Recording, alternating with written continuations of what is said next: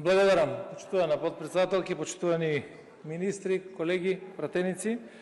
Имам три пратенички прашања. Првото до министерот за правда, второто до Министерството за земеделие, не го гледам министерот дека е тука, и третото прашање министерот за економија.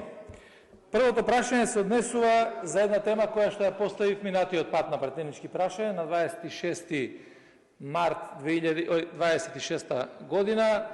Вие не бевте тука, беше заменикот министер. Прашањето беше дали се спроведува испитот за правосуден испит или заради тоа што нема комисија, според мои сознанија, испитот не е спроведен. Тогаш добив одговор од господинот Деребан како заменик министер за правда, дека воопшто не станува збор за тоа дека нема комисија, туку, цитирам, пролонгирањето на полагањето на правосудниот испит е поради тие причини што немаме обезбедено простор во кој што треба да се полагаат овие испити, а комисијата е формирана. Бидејќи добив одговор дека комисијата е формирана, веднаш истиот ден ви поставив писмено пратеничко прашање дали е формирана комисијата и кога е формирана таа комисија. И благодарам, бевте ажурни, некаде на 4, односно на 8 април, ми давате одговор и викате: да, формирана е комисијата за полагање на правосуден испит, и тоа на 26 март 2026 година. Во моментот кога јас прашувам за комисијата, вие формирате комисија, подпишувате решение и ме известувате дека веднаш после тоа сте имале оставка од еден од членовите на комисијата, па понатаму морале да ја смените комисијата и така натаму и така натаму. Факт е дека информациите ги немате споделено со заменикот министер или не е во текст работите. Сега ве прашувам дали обезбедивте простор, бидејќи тоа било најголемиот проблем, и дали конечно комисијата функционира за да можат тие луѓе кои што сакаат да полагаат правосуден испит да го остварат тоа право. Ова не зависи нити од концепти, нити од промена на закон, нити од реформи, од ништо. Ова зависи од волја на министерот Филков за тоа како ќе се однесува. Дали искрено ќе одговори пред пратениците или нема да одговори искрено во делот на овие прашања. Второто прашање кое што сакам да го поставам е до Министерството за земеделие. Имам информација и барам таа информација да ја потврдите или да ја демонтирате, дека од 23 овој месец до денеска нема здравствено осигурување за ниту еден вработен во Министерството за земеделие, шумарство и водостопанство.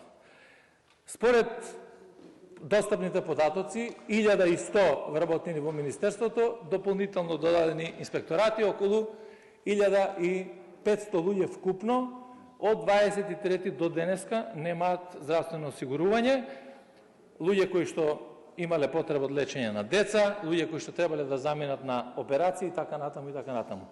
Дали е вистина дека нема здравствено осигурување? Ако е вистина, ме молам која е причината заради која што ги оставивте луѓето од 23 до денеска да немаат здравствено осигурување. Третото прашање ми е до Министерството за економија. И повторно заменик председателке, односно подпредседателке, проблем со министерот за економија и со заменик министерот за економија.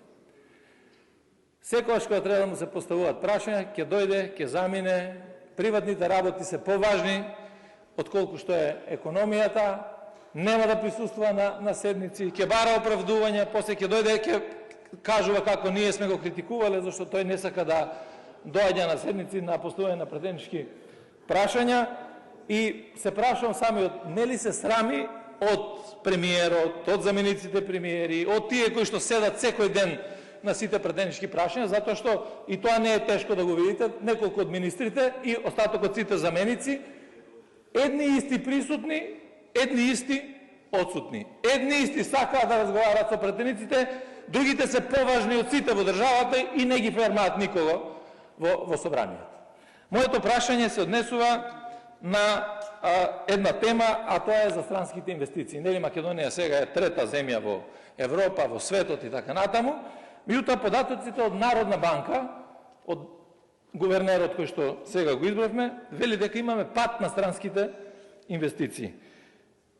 1.196 милиони 24 година, 467 милиони 25 година. И за ова тема мора да кажеме зошто, например, странските инвестиции кои што се однесуваат од Обединетото кралство, од Австрија, од Грција, од Германија, од Турција се намалуваат и имаме состојба во која што веќе одредени предпријатија, односно фирми, стопански капацитети, пред се во автомобилската индустрија, гледате овде во индустријската зона во Бунарчик и така натаму, веќе ги затвараат своите капацитети. Веројатно има некаква причина зашто тоа се прави. Ако има причина, треба да ја знаат граѓаните која е таа причина.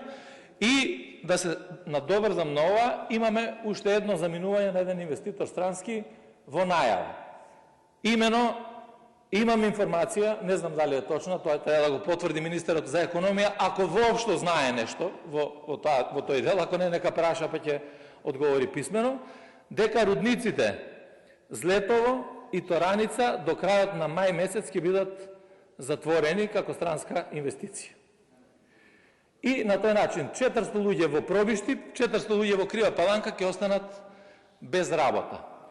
А ова е директна последица од менаџирањето со тие рудници на вашиот градоначалник Тони Тоневски, така наречен Тозо од Пробиштип, кој што пред да биде градоначалник менаџираше со рудниците. И според мои информации 15 милиони евра е загуба. Прашањето е дали има навистина вистина во тврдењата дека ќе бидат затворени двата рудника и дека по 400 луѓе и во Паланка и во Пробиштип ќе останат без работа, и кои се причините за намалувањето на странските инвестиции во моментите кога владата не известува дека сме трета економија во светот. Благодарам. Благодарам и јас.